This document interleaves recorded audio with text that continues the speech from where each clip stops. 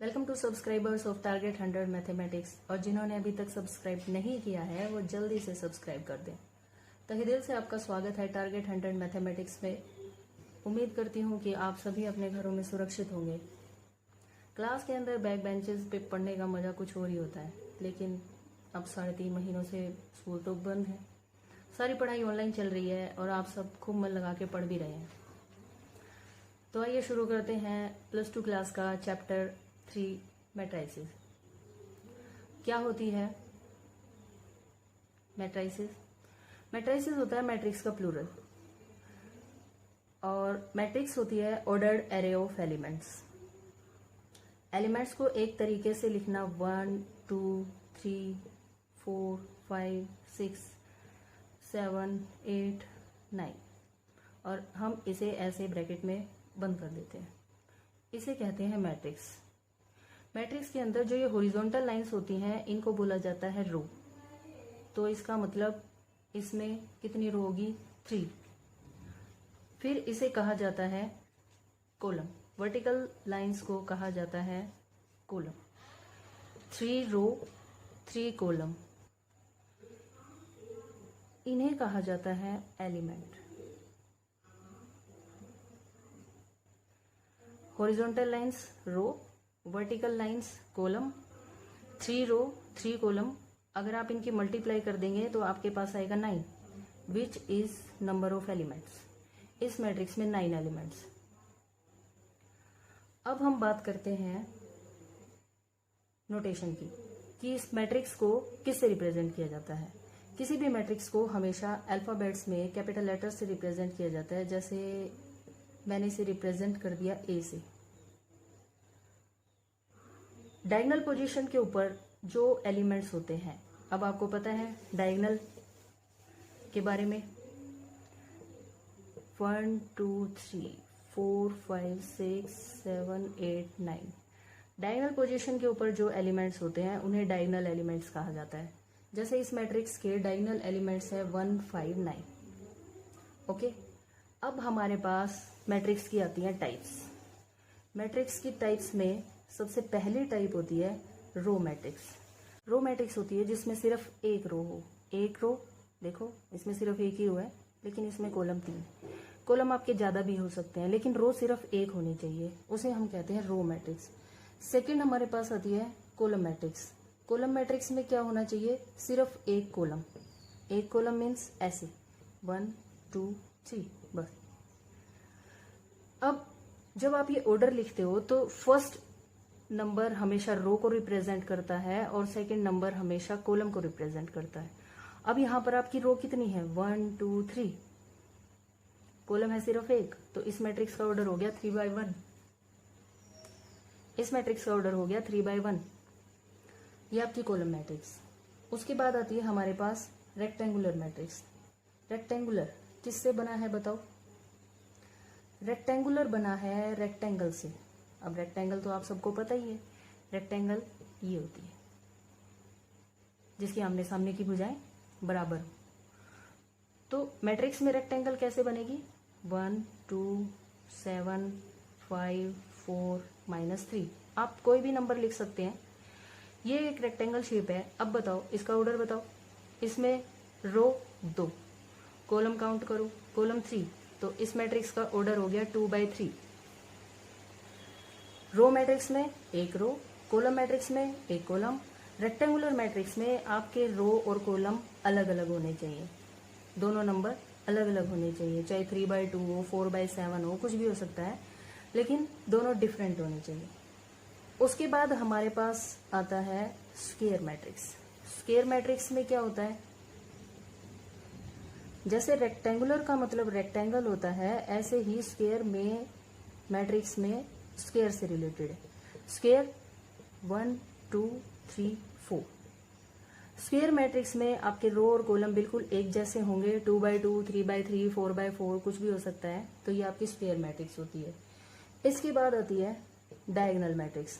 Diagonal matrix अभी मैंने आपको बताया डायगोनल क्या होता है। डायगोनल पोजीशन के ऊपर जो एलिमेंट्स होते हैं उन्हें हम डायगोनल कहते हैं। और डायगोनल मैट्रिक्स होती है जैसे ये 1 और 2 लिखा, बाकी एलिमेंट 0 लिख दो, बस। डायगोनल पोजीशन के ऊपर एलिमेंट होने चाहिए, बाकी आप 0 लिख दो, उसको हम कहते हैं डायगोनल मैट्रिक्स। और इसका ऑर्डर भी कितना है, 2/2। उसके बाद आती है हमारे पास स्केलर मैट्रिक्स। बताओ स्केलर का मतलब, स्केलर आप याद करने के लिए एस से याद रख लो। एस होता है सेम के लिए, सेम एलिमेंट हो। जिस मैट्रिक्स में डायगोनल पोजीशन के ऊपर सेम एलिमेंट हो उसे हम कहते हैं स्केलर मैट्रिक्स। ये इसका ऑर्डर भी 2/2। क्यों? क्योंकि इसमें 2 रो और 2 कॉलम। ये 3/3 की भी हो सकती है। देखो आप इसे ऐसे भी बना सकते हो, 1 0 0 0 1 0 0 0 1। पर एक बात पक्का होगी, ये आपकी स्क्वायर मैट्रिक्स ही होगी हमेशा, ये रेक्टेंगुलर मैट्रिक्स कभी नहीं होगी। ठीक है, तो अभी इसका ऑर्डर कितना हो गया, 3/3। ओके, स्क्वायर मैट्रिक्स में दोनों से स्क्वायर जैसी दिखनी चाहिए। डायगोनल में सिर्फ डायगोनल पोजीशन के ऊपर एलिमेंट्स हो।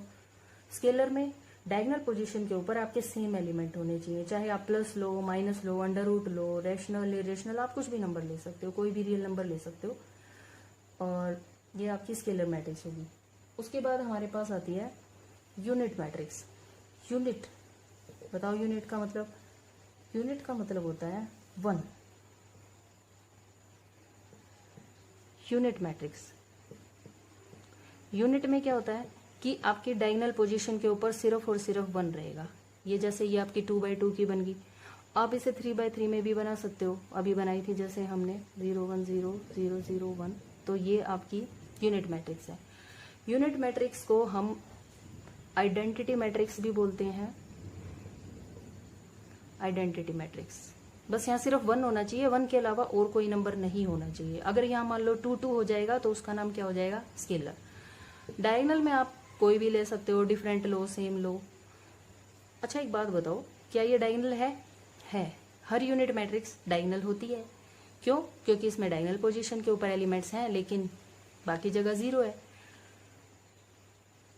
उसके बाद टाइप आती है ट्रायंगुलर मैट्रिक्स। ट्रायंगुलर मैट्रिक्स क्या होती है बताओ, नाम से ही पता लग रहा है, ट्रायंगुलर। ट्रायंगुलर किससे बना है, ट्रायंगल से।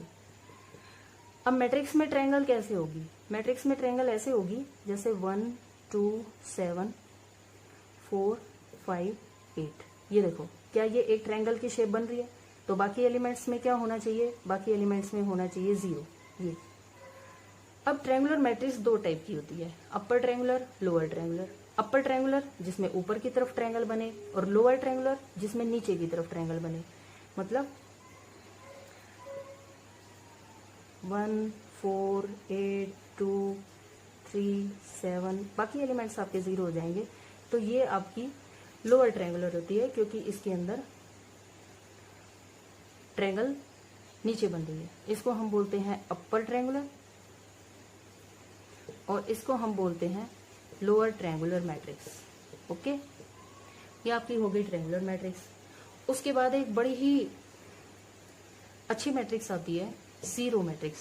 जीरो, बताओ जीरो का मतलब, इसका एक और नाम भी होता है नल। जीरो या नल मैट्रिक्स जिसके सारे एलिमेंट 0। ये तो बिल्कुल आसान है, जैसे 2/2 में सारे एलिमेंट 0, ये आपकी जीरो मैट्रिक्स है। 3/3 में भी आप इजीली बना सकते हो, 0 0 0, सारे एलिमेंट आपके 0 होने चाहिए, कहीं पर कोई भी नंबर नहीं होना चाहिए। उस मैट्रिक्स को हम कहते हैं zero matrix. Comparable matrices, comparison, जब आपके पास 2 मैट्रिक्स होंगे तभी तो आप कंपैरिजन करोगे, एक मैट्रिक्स का थोड़ी कंपैरिजन होता है। कंपेरेबल मैट्रिसेस के लिए आपको 2 मैट्रिक्स चाहिए। देखो जैसे 1 2 3 6 7 8। इस मैट्रिक्स का ऑर्डर क्या है, इसमें रो 2, कॉलम इसके 3, तो इसका ऑर्डर हो गया 2/3। तो कोई भी मैट्रिक्स जो 2/3 ऑर्डर की है वो इसके साथ कंपेरेबल है। फॉर एग्जाम्पल -5 6 4 3 1 0, ये मैट्रिक्स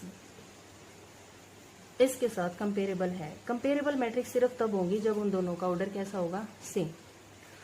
और इसी डेफिनेशन में लास्ट टॉपिक है equality of 2 matrices. Equality of 2 matrices के लिए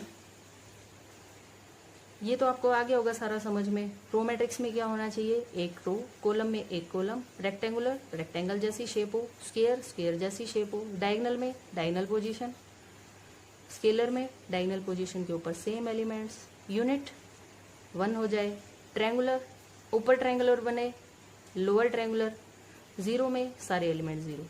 और दो मैट्रिक्स कंपेरेबल कब होती हैं? जब उनका ऑर्डर बिल्कुल सेम। तो अब हमारे पास आती है equality of to matrices. Equality of to matrices का क्या मतलब है? दो मैट्रिक्स सिर्फ तब इक्वल होंगी जब उनके कोरस्पॉन्डिंग एलिमेंट्स इक्वल होते हैं। जैसे एक मैट्रिक्स आपको दे दी x, y, z, phi, और दूसरी मैट्रिक्स आपको दे दी गई है 2, 7, 4, 5, और ये कह दिया कि दोनों मैट्रिक्स इक्वल हैं, फाइंड x, y, z। तो ऐसा सिर्फ तब होता है जब फर्स्ट एलिमेंट के इक्वल हो। It means x is equal to 2, y is equal to 7, z is equal to 4। ये z आपका इसी पोजीशन वाले से इक्वल होना चाहिए, तो ये आपके x, y, z आ गए। इसे कहते हैं इक्वालिटी ऑफ मैट्रिसेस। तो आज हमने टाइप्स ऑफ मैट्रिसेस के बारे में पढ़ा। उम्मीद है कि आप सबको समझ में आ गया होगा। तो मिलते हैं फिर नेक्स्ट वीडियो में। Bye bye, take care.